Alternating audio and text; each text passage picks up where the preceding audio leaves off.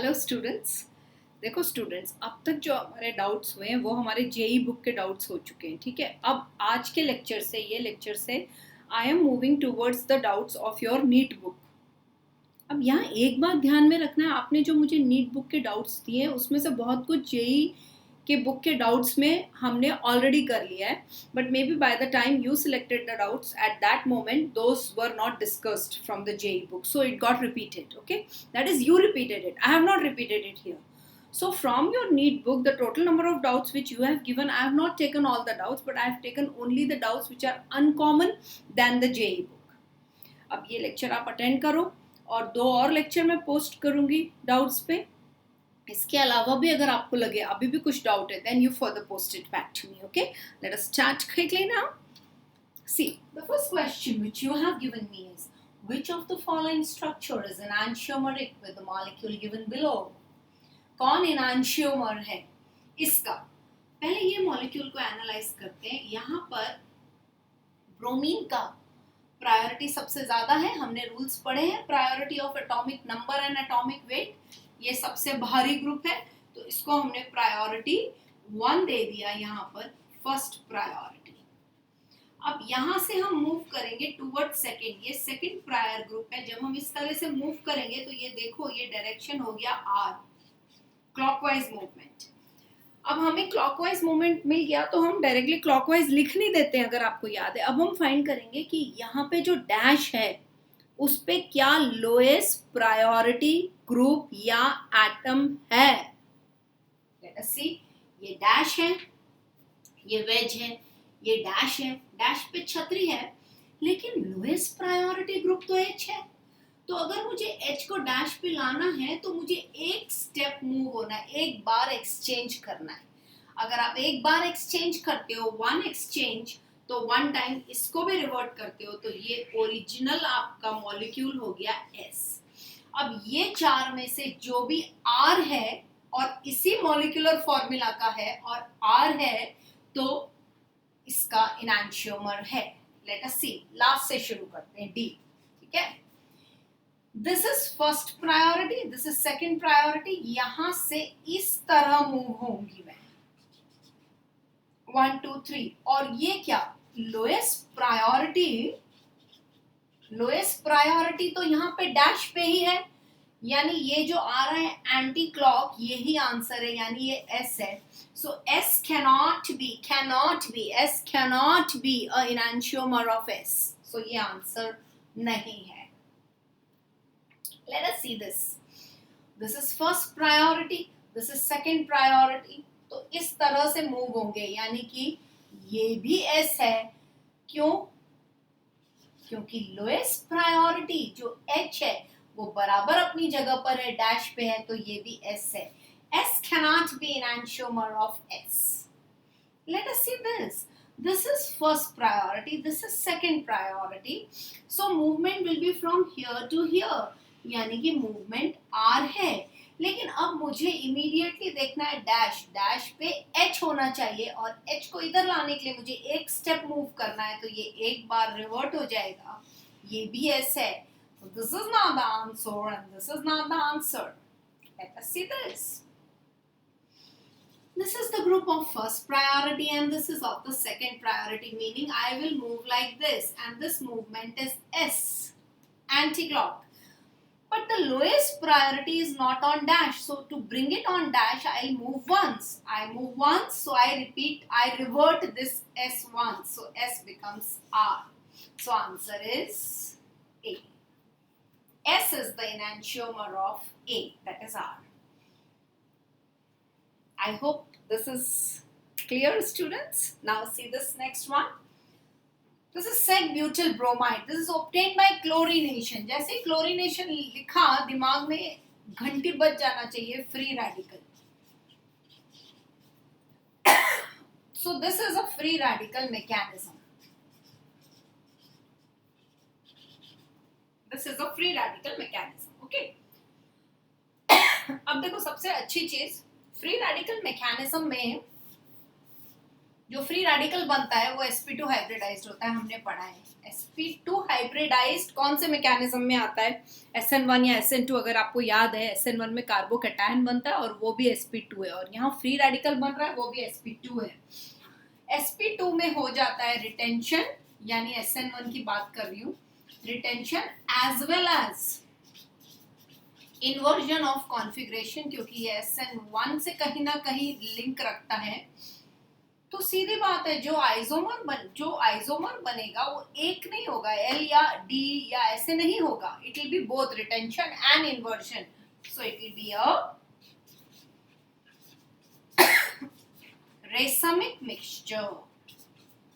So answer will be the racemic mixture. Okay, now we come to the next question, which is talking to us about the reactivity order. The correct increasing order of reactivity of the CX bond towards a nucleophile. मतलब सीधी सादी भाषा में क्या पूछ रहा है, किसका ये CX ये X होना चाहिए यहाँ, किसका ये CX खटाक से टूटेगा, फटाक से टूटेगा।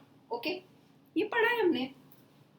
सबसे पहली चीज जो पढ़ी है, अराइल हलाइड अल्काइल हलाइड से कम रिएक्टिव होते हैं, ये reactivity order towards nucleophile. This we have done. In fact, in our notes on page 91, full answer is there. Why haloarenes are less reactive than haloalkanes towards nucleophilic substitution.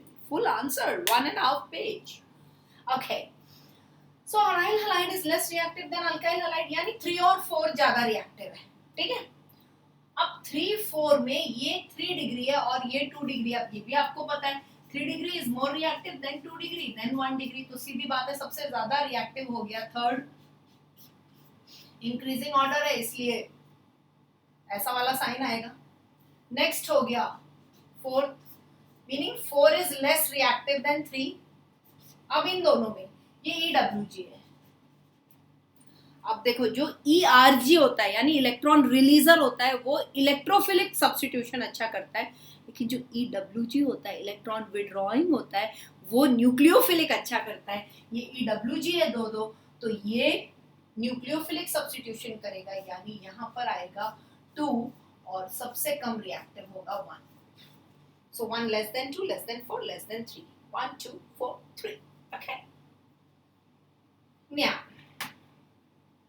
in the replacement reaction, यानी कि iodine की जगह fluorine, या iodine हटाओ और यहाँ पे ये फ्लोरीन लगाओ, तो ये बोलता है ये जो मेटल है, मेटल कौन सा मेटल होगा ये 4 में से जो फटाक से MF को तोड़ देगा और CF बनने देगा। MF कब टूटेगा फास्ट? सबसे पहली चीज, MF सबसे फास्ट तब टूटेगा, fast, vigorous, quick, breaking, only when it is ionic।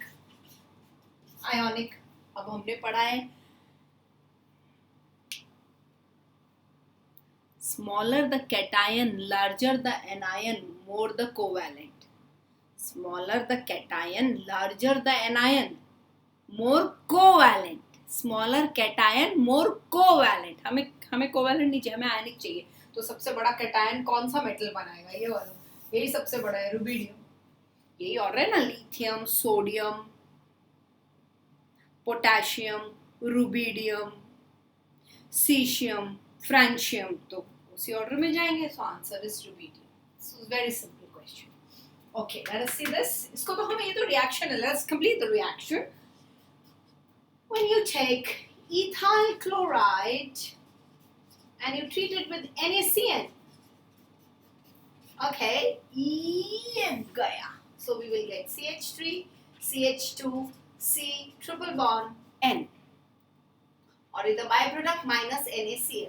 अब क्या बोलता है? बोलता है reduction. Okay, hydrogen and nickel. Now reduction में pi bond will become sigma. Okay, so CH3 CH2 CN, sigma bond रह जाएगा बस, और ये जो एक पाई बॉन्ड है, it will break to form 2 sigma. This pi will also break to form 2 sigma, और सब सिग्मा बॉन्ड पे H लग जाएगा। सीधी बात है, हाइड्रोजन दे रहे हैं तो H ही लगेगा, तो ये मिल गया N प्रोपाइल अमाइन। अब बोलते हैं n propylamine with acetic anhydride. Acetic anhydride is CH3CO CH3 acetic anhydride. अब ये एसिटिक एनहाइड्राइड जो होगा ना, ये इसके एक्टिव H रिप्लेस कर देगा. Active H is the hydrogen attach two sulphur, oxygen, nitrogen, phosphorus triple bond. वापस बोल रही हूँ, active hydrogen is the hydrogen attach two sulphur, oxygen, nitrogen, phosphorus triple bond, electronegative atoms. Active hydrogen is the hydrogen attached to sulfur, oxygen, phosphorus, nitrogen, triple bond, etc. तो ये active hydrogen को निकाल लेगा, ये NH के H को निकाल लिया, इस तरह से बाय प्रोडक्ट एसिटिक एसिड बना दिया और खुद वहां पर अटैच हो जाएगा. तो हमें मॉलिक्यूल बनेगा CH3, CH2, CH2, NH, CO, CH3, यानी N-acetyl propanamine, N-acetyl propan 1 amine, that is the product, N-acetyl propan 1 amine. Same way we have to complete the reaction here. Final product of this sequence. So what is the sequence? सबसे पहले हमको 1 minute. सबसे पहले हमको CH3Br लेना है. I take the molecule of CH3Br treated with magnesium ether. And I get Grignard's reagent, MgBr, methyl magnesium bromide. And I take methyl magnesium bromide and I treat it with formaldehyde. एक और doubt में ऐसा आपने पूछा था मुझे, when ethyl acetate reacts with methyl magnesium bromide excess, तो 5 step लिखे थे. Just refer all the doubt lectures, you'll get the answer. So we will be getting in dry ether. See, Grignard breaks here. This is electronegative, this is electropositive. So electropositive goes to electronegative and electronegative goes to electropositive. So we get HCOMgBr here, H and here छतरी. अब कुछ नहीं है, इसमें पानी डालना है. पानी डालेंगे, ये निकलेगा, ये गया. So I'll be getting ethyl alcohol as the product. Okay, children. Now see, I am posting 2 more doubt lectures along with this. 2 more lectures in which we are discussing doubts of NEET book. But obviously, even JEE students will see this, because what's the harm? No harm. You should see this. Okay. Keep going. Keep studying. Love and blessings to all of you. I join you back.